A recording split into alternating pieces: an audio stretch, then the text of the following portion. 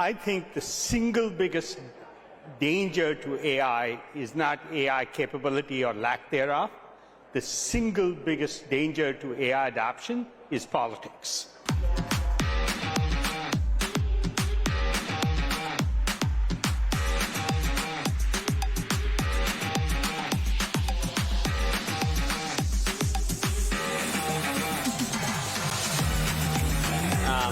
We're going to have some fun. This panel is going to be a lot about how AI is rapidly becoming one of the central drivers of economic progress, in the United States, and all the impacts that it can have, and also maybe the policies and things about our society that need to change because of it.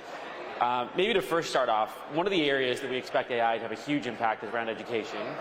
Senator Cantwell, you recently introduced a bill, the NSF AI Act with Senator Moran, that is really focused on expanding AI usage in K-12 education.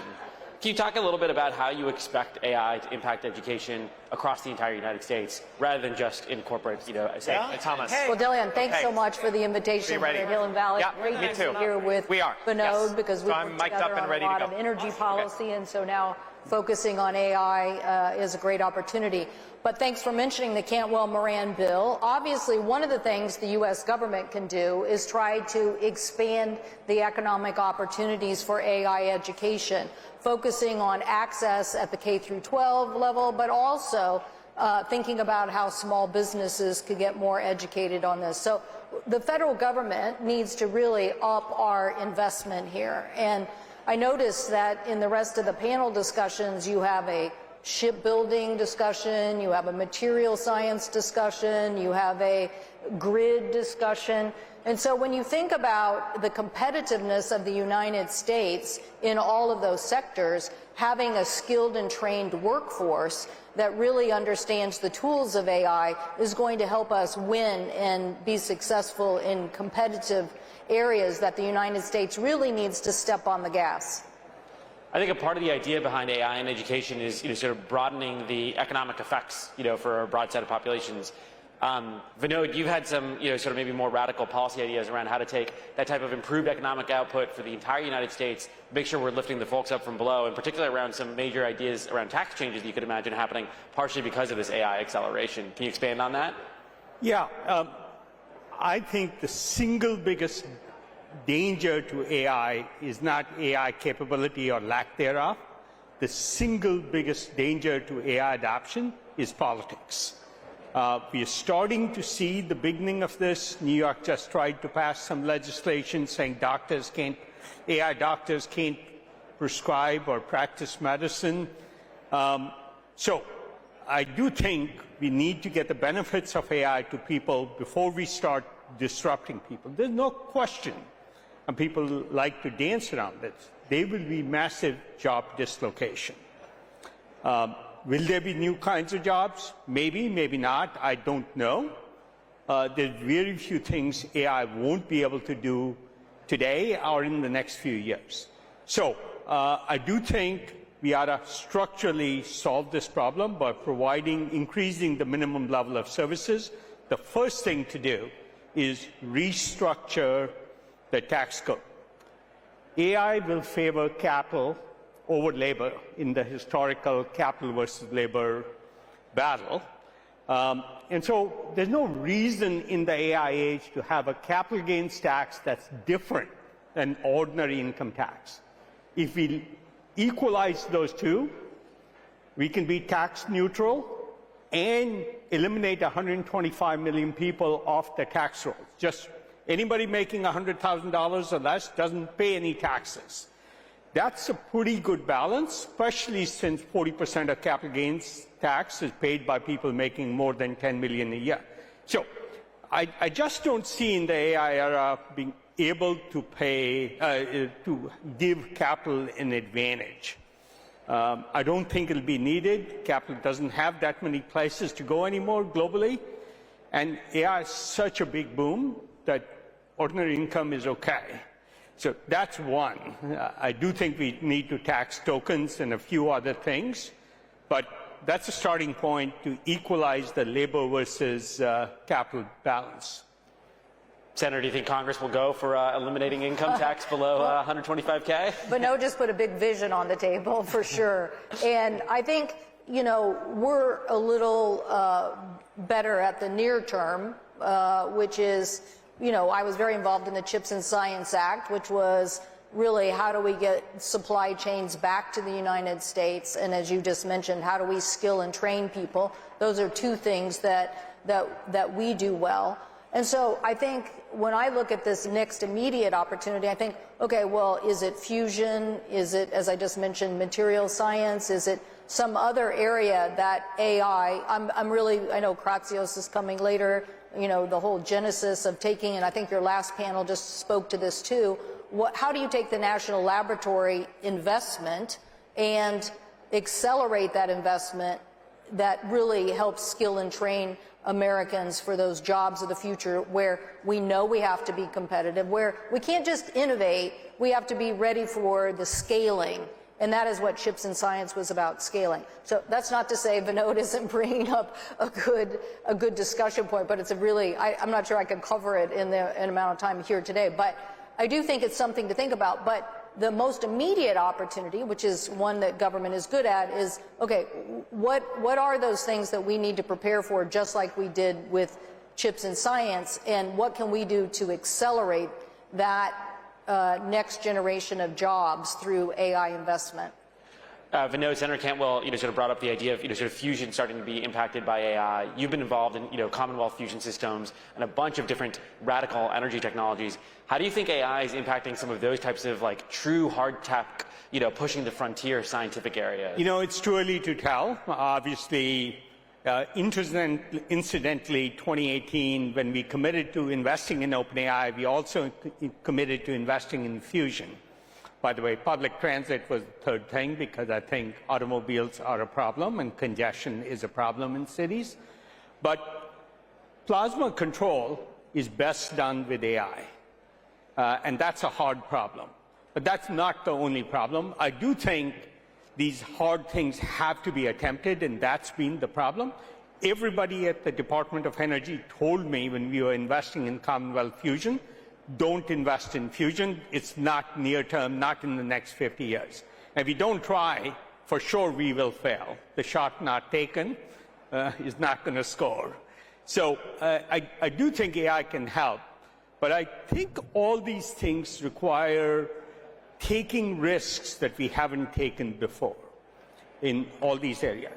Today, we know how to produce steel competitive in cost with coal-based steel and very little carbon emissions per ton. We know how to produce cement that's cheaper when it is lower carbon. And I think the laws of economic gravity always hold. In all these areas, we have to allow for this alternative. My dream, by the way, in this country, every existing coal and natural gas plant's boiler can be replaced with a fusion boiler. We may need to adjust the turbine too or change the turbines, but those existing plants can be converted to fusion plants. And in the Second World War, we built like 5 Liberty warships in the 10 decades before the Second World War, and then we built 5,000 of them. We can for sure build 5,000 fusion boilers and upgrade every plant in this country. I think the environmentalists have a problem. They say, shut down all these plants. Asset owners hate that. But if you can upgrade them, it's a great thing to do. Same thing with cement plants. We can upgrade cement plants to increase capacity, reduce the cost per ton of cement, and not have to import anything from China at the same time.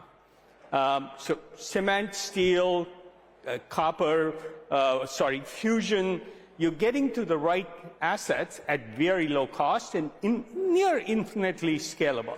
Well, I think this morning OpenAI made a power purchase agreement with Helion. Seattle has a lot of fusion activity happening right now, but it's really more the history of our state. It's cheap electricity, 3 to 4 cent kilowatt rate that built an economy over and over again. We, used it to store apples, and now we store bits, and we used it for aluminum, and now we'll use it for data centers. And so But the challenge for AI is we really do need this next generation of energy supply. I personally would, I mean, the president needs to get his foot off the renewables. I mean, in the infrastructure bill and Inflation Reduction Act, we made these investments in next generation technologies, and we can't let China beat us because they're using all sources of energy and we're not. That doesn't make sense. But I do think that where fusion opportunities are, we literally have utilities planning for this. We'll see. We tried to, as Vinod was mentioning, what is it that would allow the United States to do a very fast implementation of fusion if, in fact, something does hit? And I think that's the kind of, again, chips and science vision that we had, which is what can the United States do to identify these supply chain problems, and what can we do to accelerate the scaling of next generation technology? So this issue, as it relates to electricity, needs to be front and center on everybody's plate in Washington, D.C. You guys have both talked about how we need to stay in front of China on everything from, sort of energy to fusion to, sort of the cost of cement and steel. One area that we're at least currently ahead of China on is the capabilities of the core foundation models, right? All of the leading labs are United States-based, OpenAI, Anthropic, Google, xAI. But China is clearly able to catch up very rapidly, and they're also willing to open source models and let those out into the broader ecosystem and gain usage. Vinod, you've been very outspoken about what you think the United States should be doing in response to that, specifically both open source versus closed source, and then also what do AI treaties look like between the United States and our allies in order to maintain a lead against China? Can you talk a little bit about that? Well, the thing about AI is treaties are not possible. Any other area like nuclear or bio, treaties are possible because the use is verifiable. If you can't verify the use of a technology like AI, then you can't have a treaty. So people who think a treaty can be made are delusional because you can never verify when it's being used. How do you know how good an AI is in weapons or cyber warfare? So I do think verifiability is critical, and that doesn't exist in AI. So we have to win the race, no matter what happens, and we have to stop shipping chips to China. I don't know why we've changed our policy on that. We have to do everything to encourage talent to come into this country to help develop better AI. Talented immigration has been the core of innovation in Silicon Valley. Maybe 40–50% of the startups have an immigrant founder. I forget the numbers recently, but I know there was a study about 10 years ago. So we have to encourage that talent. We have to encourage these policies and not restrict them with too much regulation. Countries that adapt AI will win over countries that don't unconditionally, both in bad ways but also good ways. The U.S. could develop a free doctor and offer it to everybody on the planet. That's a project doable in the next 2–3 years. Have more expertise than any doctor. Mental health therapy could be $1 an hour. We just published 2 weeks ago in Nature Medicine, far outdistance human therapists by 75 to 10%, as judged by human therapists. The sessions were blind judged by human therapists. So over and over, this data is clear. And so we ought to leverage that. Every mother should have free primary care at 2 a.m. when their child is sick. They shouldn't have to wait 3 weeks to get a Medicare appointment, which is what it takes on average now. So basic primary care, basic education, personalized AI tutors, these are all things that cost no more than $1 a month per student or per patient. That's how dirt cheap it is. It's too expensive to even build these services. So I do think we have to have those services to people, eliminate a lot of people off their tax rolls. That's when you see the benefits of it. The single biggest issue, I believe, in the 2028 presidential election will be fear of AI, which is rampant. Everybody has great insecurity. And we should be addressing that ahead of the election. So whoever's thinking of running, it's a great platform. Senator Cantwell, given the lack of verifiability of usage, like how do you actually create policy that enables the United States to lead the way in terms of adoption and control of the broader, sort of AI tech stack across our, NATO allies? Well, I've been a big supporter of what I call tech NATO, that the United States should get the biggest democracies and the biggest technology countries to standardize on principles that we believe in for technology adoption. We should basically say countries who have backdoors and do these other things, you shouldn't buy technology from them because you don't know what you're going to get. And the sooner the United States works to try to build those alliances around the globe, the more, I think, the better strategy to counter China and counter their policies. But no doubt, I think the United States would love the world to develop basically around U.S. stacks, as Vinod was just saying. And I think, I'm proposing that we look at this for the Middle East, that we should have an AI and trade policy that would allow that region to continue to grow. Now, it's a very challenging situation now that we're in, internationally with what's happened in Iran. But there are ways for the rest of the world to standardize, as Vinod said, on some core technology. So what's the alternative? To let China do a Belt and Road AI program and then us try to play catch up to that? We already did that with Huawei, so we know we don't want to do it with AI. So, but Vinod is bringing up a really good point, which is this notion, and I see the University of Washington doing this on a lot of applications for child and maternal health.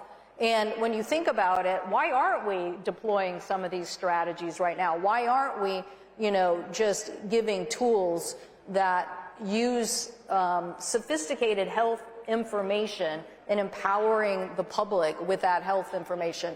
I think that would go a long way to making people understand the power of what we need to push towards. Now, it doesn't mean I don't think we need a privacy policy at a federal level. Doesn't mean we don't have to have other things. Vinod put an interesting idea on the table. But right now, we also have to communicate to the values that we can deliver in higher services. And health is like a perfect example. I think the University of Washington had a device you could give families to detect jaundice. So they just held up the device. They're doing great research on the parent-tease dialogue and the development of the brain. So as Vinod was saying, why not put that information out there to all mothers, all families, about what brain development is and how they could do that at home. So these are things that I think will help build confidence. Well, Senator Cantwell, Vinod, thank you so much for joining us at the Hill and Valley Forum 2026. Thank you.